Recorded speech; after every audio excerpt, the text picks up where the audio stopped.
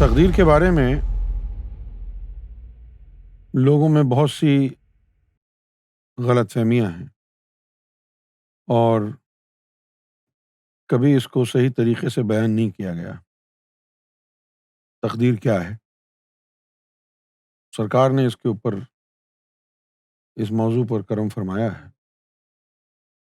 سرکار فرماتے ہیں تقدیر دو طرح کی ہوتی ہے، ایک تو یوم ازل میں اور ایک ہوتی ہے تقدیر معلق۔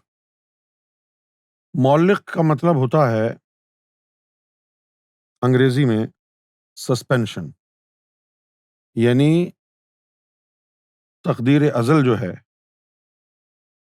اگر وہ کسی بنا پر نہ لکھی جائے تو پھر دنیا میں جو حالات اور واقعات ہوتے ہیں اور جو کچھ وہ کوشش دنیا میں کرتا ہے وہ مل جاتا ہے، کیونکہ اس کی تقدیر میں کچھ لکھا نہیں ہے۔ تو یہ تقدیر معلق کہلاتی ہے۔ ایک تو تقدیر معلق کا جو آسپیکٹ ہے وہ یہ ہے جو میں نے بیان کیا، اور ایک تقدیر معلق ایسی ہوتی ہے کہ جس کا تعلق اس دنیا سے ہے۔ مثلاً یہ کہ آپ کے تقدیر ازل میں لکھا ہے کہ آپ 60 سال کی عمر میں یا 80 سال کی عمر میں آپ کا انتقال ہوگا۔ تقدیر ازل میں لکھا ہے کہ 80 سال کی عمر میں آپ کا انتقال ہوگا، لیکن اگر دنیا میں آپ اپنی صحت کا خیال نہ رکھیں اور ایسے خطرناک کام کریں، موت کو دعوت دیں، تو آپ کا 80 سال سے پہلے بھی انتقال ہو جائے گا۔ چلتی ہوئی ٹرین کے آگے آ جائیں، ٹرک کے آگے آ جائیں، بس کے آگے آ جائیں، تو ایسی حالت میں بھی آپ کی زندگی ختم ہو جائے گی۔ اور یہ تقدیر معلق کی وجہ سے ہی خودکشی کی جو حد آئی ہے، حرمت آئی ہے، وہ اسی وجہ سے آئی ہے۔ اگر مرنے والا خودکشی کر کے تقدیر ازل کے مطابق مرے گا تو پھر گناہ کیا ہوا؟ خودکشی کو گناہ اسی لیے کہا گیا ہے کہ یہ آپ نے اپنی مرضی سے اپنی زندگی کو ختم کیا ہے۔ اللہ تعالیٰ کی طرف سے جو موت لکھی تھی اس کا اس میں عمل دخل نہیں ہے۔ بہت سے واقعات ایسے ہوتے ہیں کہ جن میں لوگوں کے اوپر چاقوؤں سے، گولیوں سے حملے ہوتے ہیں، بری طرح زخمی ہوتے ہیں لیکن مرتے نہیں ہیں۔ یہاں پر لوگ کہتے ہیں کہ بھئی جس کو اللہ بچائے اس کو کون اٹھا سکتا ہے، لیکن بہت سارے لوگ تو مر جاتے ہیں۔ اعتراض کرنے والوں کو یہ اعتراض ہو جاتا ہے کہ چلو اس کو تو اللہ نے بچایا، باقی کو کیوں نہیں بچایا؟ تو یہ تمام چیزیں جو ہوتی ہیں اس کے پیچھے جو توجیحات ہیں وہ یہ ہیں کہ جس کو 1 درجن گولیاں لگ گئیں، چاقوؤں سے وار ہوا، پھر بھی وہ مرا نہیں، اس کی تقدیر ازل میں لکھا تھا، اور شاید وہ ذاکر قلبی تھا، زخمی ہو سکتا ہے لیکن اگر اس کی تقدیر ازل کا وقت نہیں آیا ہے موت کا تو مرے گا نہیں، بچ جائے گا۔ اور جو ذاکر قلبی نہیں ہوتے ہیں تو وہ کسی ناگہانی مصیبت میں پھنس جائیں، ان کی موت واقع بھی ہو سکتی ہے۔ اب سرکار نے یہاں فرمایا ہے کہ بعض لوگ کہتے ہیں کہ جب مقدر میں رزق لکھ دیا تو اس کے لیے گھومنا پھرنا کیا ہے؟ جیسے اللہ تعالیٰ نے رزق مقدر میں لکھ دیا ہے نا، لیکن پھر ہم کام کاج کرنے کے لیے جاتے ہیں، بزنس کرنے کے لیے جاتے ہیں، جاب کرنے کے لیے جاتے ہیں، کیوں؟ جب اللہ نے لکھا ہے رزق تو ملنا چاہیے گھر بیٹھ کے۔ مخدوم جہانی نے کہا کہ رزق کو حاصل کرنے کے لیے گھومنا پھرنا بھی مقدر میں لکھ دیا گیا ہے، حرکت میں برکت ہے، وہ اسی لیے کہا جاتا ہے۔ سرکار نے مثال دی ہے پھر کہ مثال کے طور پر جیسے کہ آپ کے لیے پھولوں کا گلدستہ چھت پر رکھ دیا گیا ہے، یہ تقدیر ازل ہے کہ رکھا ہوا ہے، اسے حاصل کرنے کے لیے آپ کو سیڑھیوں کے ذریعے چھت پر پہنچنا ہے، یہ تقدیر معلق ہے جو آپ کے اختیار میں ہے۔ تقدیر معلق آپ کے اختیار میں ہے۔ جیسے کہ میں نے کہا ٹرین کھڑی، آپ اس کے سامنے آ کے کھڑے ہو جائیں، تو آپ کے اختیار میں ہے نا، آپ نہ ہوتے کھڑے۔ یہ تقدیر معلق ہے جو آپ کے اختیار میں ہے، اور اسی معلق کا حساب کتاب ہوگا، نہ کہ تقدیر ازل کا۔ آپ چھت پر پہنچیں گے اور اپنا نصیب حاصل کر لیں گے۔ اگر آپ نے سستی کی اور چھت تک نہ پہنچے، اس سے محروم رہ جائیں گے۔ دوسرا شخص جس کے مقدر میں چھت پر گلدستہ نہیں ہے، اگر سیڑھیوں کے ذریعے یا سخت محنت سے بھی چھت پر پہنچ جائے تو بھی محروم رہے گا، کیونکہ اس کے لیے گلدستہ رکھا ہی نہیں ہے وہاں پر، پہنچ بھی گیا چھت پہ تو بیکار ہے۔ اب باری آ رہی ہے تیسری ارواح۔ سرکار نے فرمایا کہ جنہوں نے نہ دنیا طلب کری اور نہ ہی جنت کی طلبگار ہوئیں، صرف رب کے نظارے کو دیکھتی رہیں، انہوں نے دنیا میں آ کر رب کی تلاش کے لیے اپنا سب کچھ قربان کر دیا، کئی بادشاہتوں کو بھی چھوڑ کر اس کو پانے کے لیے بھوکے پیاسے جنگلوں میں رہتے، حتیٰ کہ کسی نے دریاؤں میں بھی کتنے سال بیٹھ کر گزارے۔ کامیابی کے بعد یہی ولی اللہ کہلائے، اللہ کی طرف سے مختلف عہدوں اور مختلف ڈیوٹیوں پر فائز ہوتے ہیں، اور دوزخیوں کے لیے بھی دوا اور دعا بن گئے۔ جیسا کہ علامہ اقبال نے فرمایا، نگاہ مرد مومن سے بدل جاتی ہیں تقدیریں۔ اس لیے ارضی ارواح کے ہر جنم میں مرشد گرو کا آنکھوں سے دیکھا ہونا لازم ہے۔ پچھلے جنم یا خاندان کے زمانے کے مرشد موجودہ جسم سے مبرہ ہو جاتے ہیں، جیسا کہ نبوت بھی اولو العزم مرسل کے آنے کے بعد مبرہ ہو جاتی ہے۔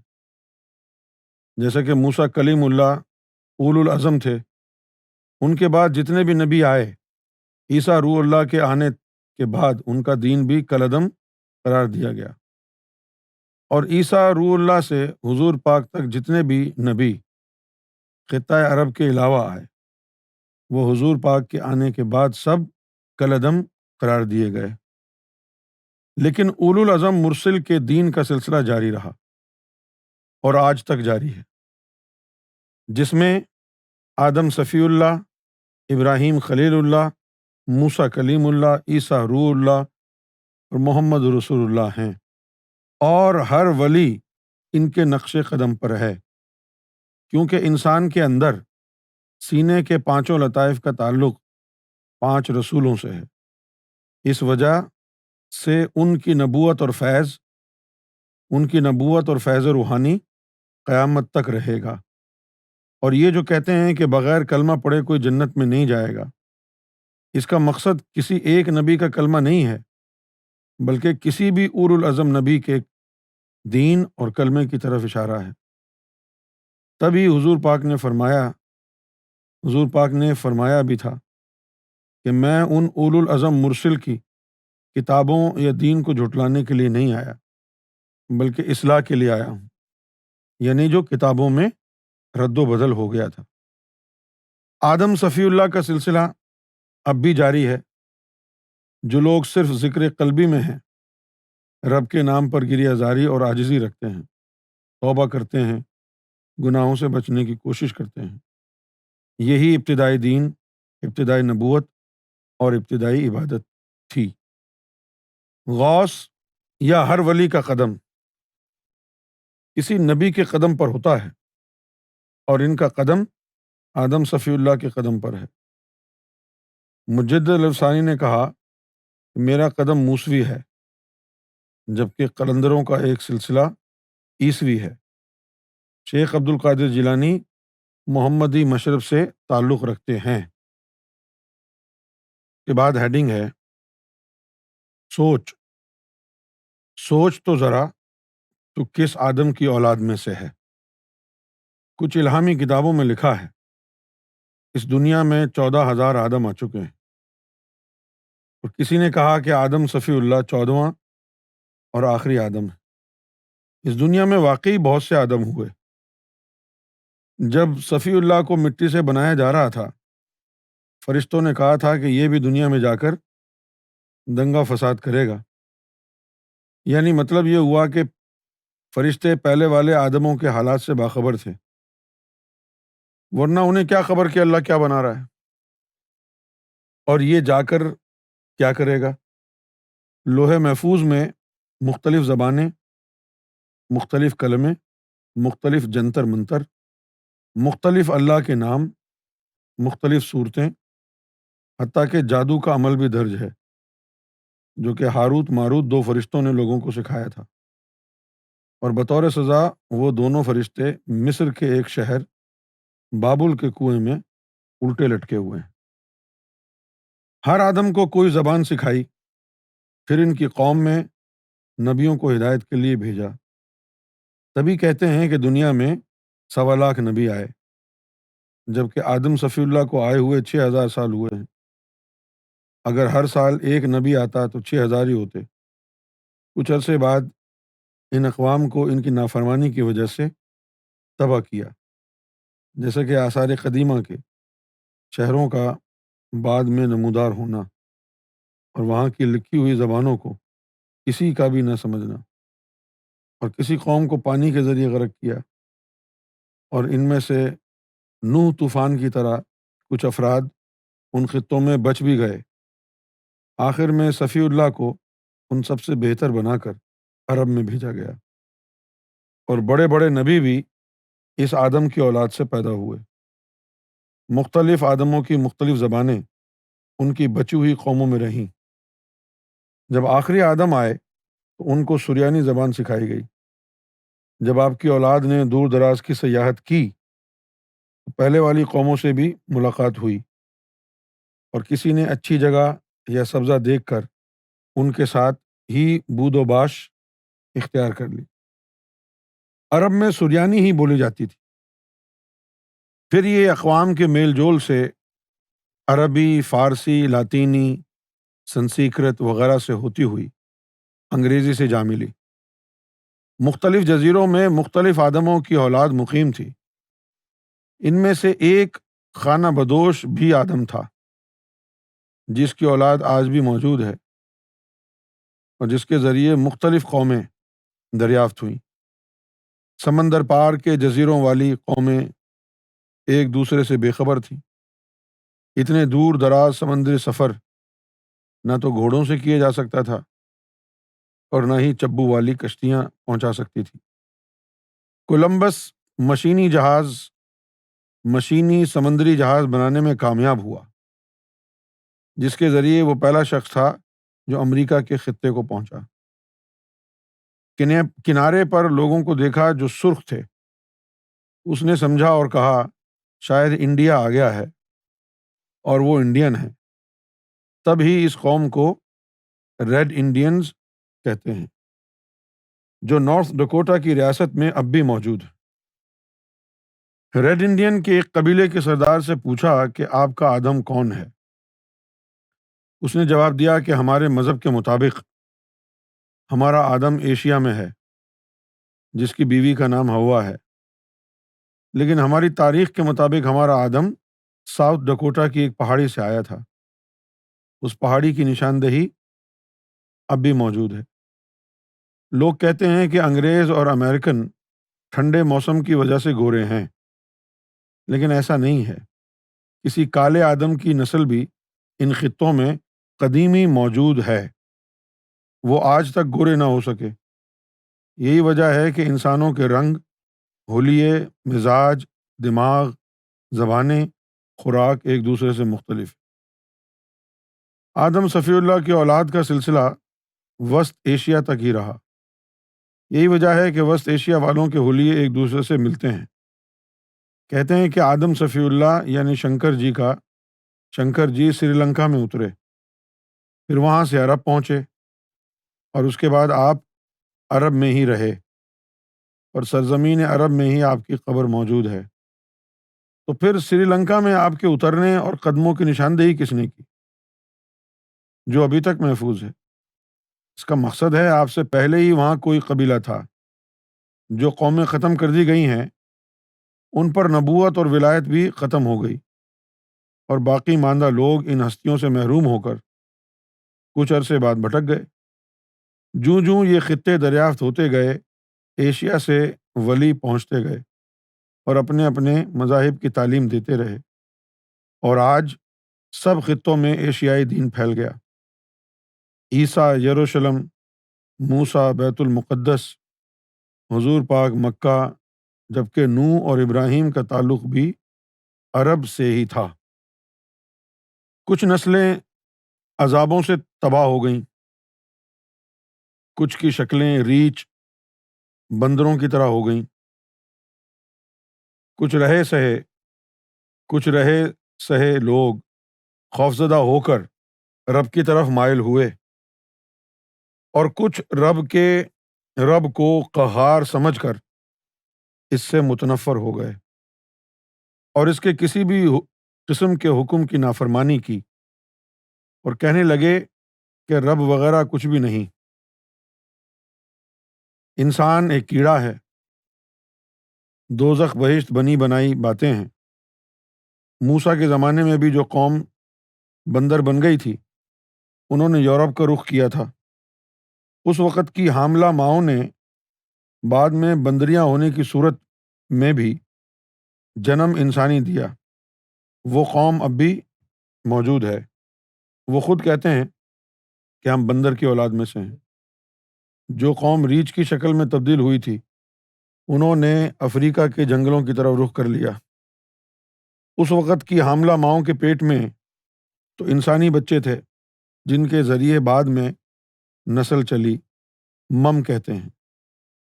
جسم پر لمبے لمبے بال ہوتے ہیں، مادہ زیادہ ہوتی ہیں، انسانوں کو اٹھا کر بھی لے جاتی ہیں، ان پر مذہب کا رنگ نہیں چڑھتا، لیکن آدمیت کی وجہ سے شرمگاہوں کو پتوں کے ذریعے چھپایا ہوا ہوتا ہے۔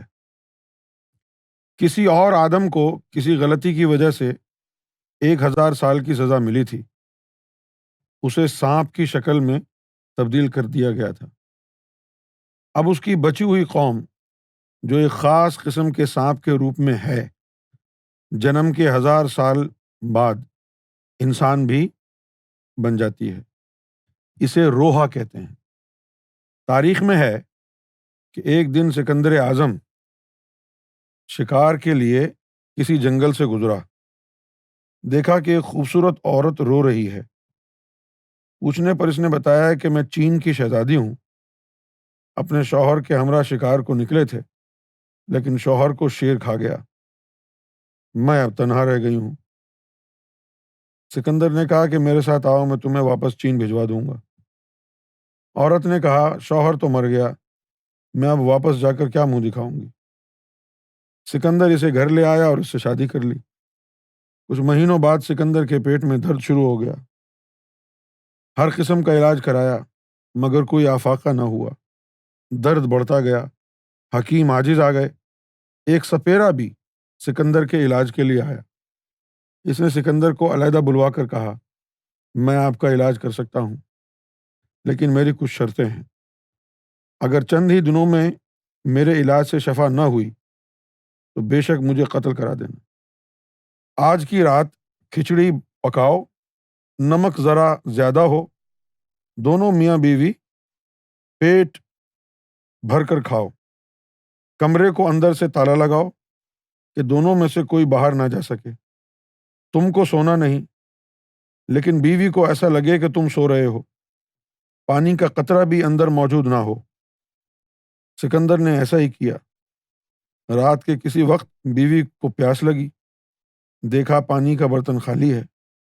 پھر دروازہ کھولنے کی کوشش کی، دیکھا کہ تالا ہے۔ پھر شوہر کو دیکھا، محسوس ہوا کہ بے خبر سو رہا ہے۔ پھر سپنی بن کے نالی کے سوراخ سے باہر نکل گئی، پانی پی کر پھر سپنی کی صورت میں داخل ہو کر عورت بن گئی۔ سکندر اعظم یہ سارا ماجرا دیکھ رہا تھا۔ صبح سپیرے کو سب کچھ بتایا۔ اس نے کہا تیری بیوی ناگن ہے، جو 1000 سال بعد روپ بدلتا ہے۔ اس کا زہر پیٹ کے درد کا باعث بنا۔ پھر اس عورت کو سیر کے بہانے سمندر میں لے گئے، اور جس جگہ پھینکا وہ نشان اب بھی موجود ہے۔ اسے سد سکندری کہتے ہیں۔ ان کی نسل بھی اس دنیا میں موجود ہے۔ عام سانپوں کے کان نہیں ہوتے، لیکن اس نسل والے سانپ کے کان ہوتے ہیں۔ پتہ نہیں کس آدم کا قبیلہ چین کے پہاڑوں میں بند ہے۔ ان کے اس خطے میں داخلے کو روکنے کے لیے ذوالقرنین نے پتھروں کی دیوار بنا دی تھی۔ ان کے لمبے لمبے کان ہیں، ایک کو بچھا لیتے ہیں، دوسرے کو اوڑھ لیتے ہیں۔ انہیں یاجوج ماجوج کہتے ہیں۔ سائنس نے کافی خطے تلاش کر لیے ہیں، لیکن ابھی بھی کافی خطے دریافت کرنے باقی ہیں۔ ہمالیہ کے پیچھے بھی برفانی انسان موجود ہیں۔ ہمالیہ کے پیچھے برفانی انسان موجود ہیں۔ بہت سے انسان جنگلوں میں بھی موجود ہیں، ان کی زبان ان کے علاوہ کوئی نہیں جانتا۔ وہ بھی اپنے آدم کے طریقے پر عبادت کرتے ہیں، اور ضابطۂ حیات کے لیے ان کا بھی سرداری نظام قائم ہے۔ ان بر اعظموں کے علاوہ اور بھی بڑی زمینیں ہیں، جیسا کہ چاند، سورج، مشتری، مریخ وغیرہ۔ وہاں بھی آدم آئے، لیکن وہاں قیامتیں آ چکی ہیں، کہیں آکسیجن کو روک کر اور کہیں زمین کو تہس نہس کر دیا گیا۔ یہاں تک آج ہم اس کو پڑھیں گے۔ یہاں سرکار نے مختلف جو کائنات کے راز ہیں ان کو آشکارا فرمایا ہے۔ کتنی قسم کے آدم ہیں اور ان کی نشانیاں کیا ہیں۔ یقیناً ان کو جان کر آپ کی نالج میں اضافہ ہوا ہوگا اور آپ کے کام بھی آئے گی یہ بات۔